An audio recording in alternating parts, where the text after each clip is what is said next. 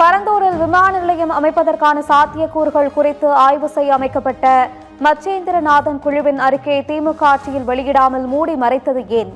Marxist communist கட்சியின் மாநில செயலாளர் பே. சண்முகம் கேள்வி.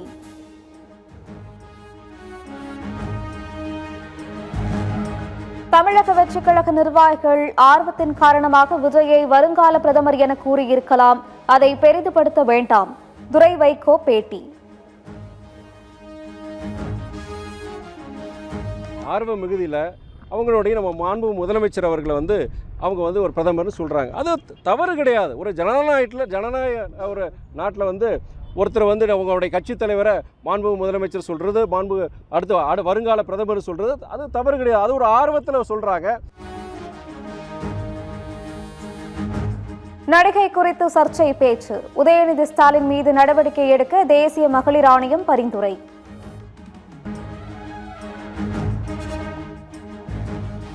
ஆண்டுக்கு 3 இலவச சிலிண்டர், மகளிருக்கு கட்டணமில்லா பயணம் போன்ற திட்டங்களால் தாவேக அரசுக்கு நிச்சயமாக செல்வாக்கு அதிகரிக்கும். சத்தியம் டிவியின் ஆன்லைன் சர்வேயில் பெரும்பாலானோர் கருத்து.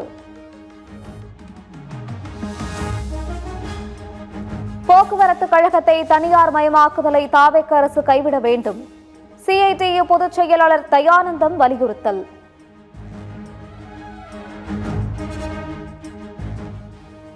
நீட் தேர்வை கண்டித்து சென்னையில் சுமார் 1 மாதம் உண்ணாவிரதம் இருந்த ஓய்வு பெற்ற முன்னாள் ஜிஎஸ்டி கமிஷனர்.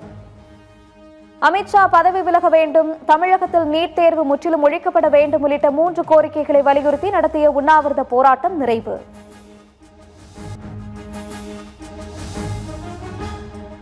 சவுதி அரேபியாவில் கடற்கொள்ளையர்கள் துப்பாக்கிச் சூட்டில் மயிலாடுதுறை மாவட்டத்தைச் சேர்ந்த 2 மீனவர்கள் உயிரிழந்த சம்பவம். பலியான மீனவர்கள் குடும்பத்திற்கு எம்பி ஆர். சுதா ஆறுதல்.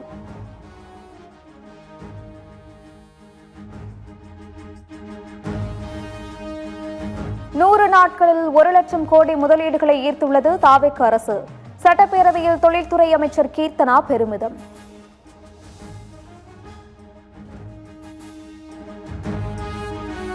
கைவிடப்பட்ட சுரங்கங்கள், கல் குவாரிகளில் சுரங்க சுற்றுலா மையங்கள் அமைக்க விரிவான திட்ட அறிக்கை தயாரிக்கப்படும்.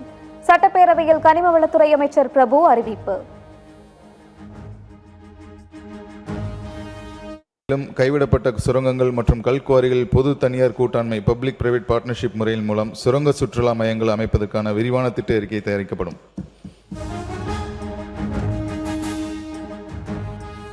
விரைவில் அரசு கேபிள் டிவி செயல்பாடுகள் நிர்வாகம் தொடர்பாக வெள்ளை அறிக்கை வெளியிடப்படும். தகவல் தொழில்நுட்ப மற்றும் டிஜிட்டல் சேவைகள் துறை அமைச்சர் குமார் அறிவிப்பு.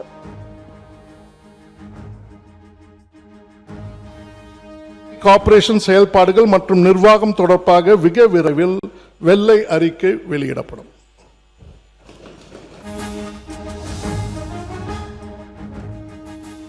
பரந்தூர் விமான நிலைய திட்டம் ரத்தாவதால் தமிழ்நாட்டின் தொழில்துறை முன்னேற்றம் பாதிக்கப்படுமா என்ற தலைப்பில் சத்தியம் டிவி நடத்திய ஆன்லைன் சர்வே. தொழில் வளர்ச்சி பாதிக்கும் என்று பெரும்பாலானோர் கருத்து. பரந்தூர் விமான நிலையத்துக்கான நிலத்தில் மாற்றுத் திட்டங்களை செயல்படுத்த முயன்றால் போராட்டம். மக்களை திரட்டி நானே போராடுவேன் என அன்புமணி ராமதாஸ் அறிவிப்பு.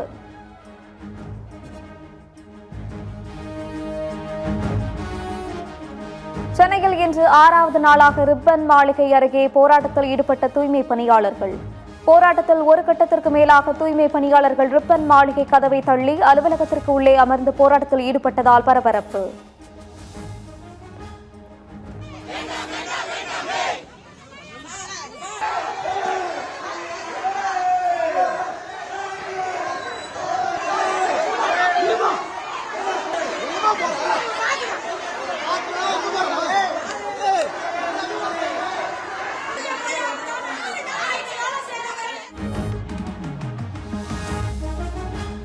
மதுரை மீனாட்சி அம்மன் கோவிலுக்கு சொந்தமான 60 கோடி ரூபாய் மதிப்பிலான அறக்கட்டளை நிலத்தை போலி ஆவணம் மூலம் அபகரித்ததாக தொடரப்பட்ட வழக்கு.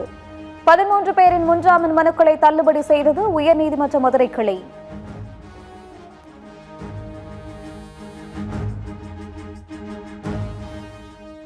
மறைந்த இயக்குநர் பாரதி ராஜாவுக்கு மணிமண்டபம் அமைக்க உள்ளதாக அறிவித்த தமிழக அரசுக்கு கமல்ஹாசன் பாராட்டு.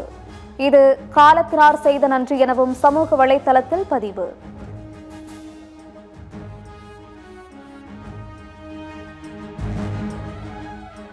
H-1B விசா நடைமுறையில் அமெரிக்க அதிபர் ட்ரம்ப் கெடுபிடி. கட்டணத்தை 98 லட்சம் ரூபாயாக அதிகரிக்க திட்டம்.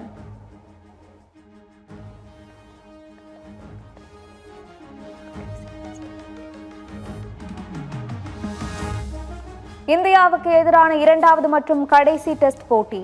மூன்றாவது நாள் முடிவில் இலங்கை அணி 8 விக்கெட்டுகள் இழப்புக்கு 265 ரன்கள் சேர்ப்பு.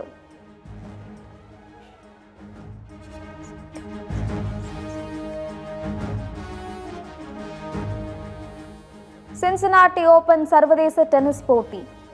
ஆண்கள் ஒற்றையர் பிரிவில் சாம்பியன் பட்டத்தை கைப்பற்றிய பிரான்ஸ் வீரர் ஆர்தூர் பில்ஸ்.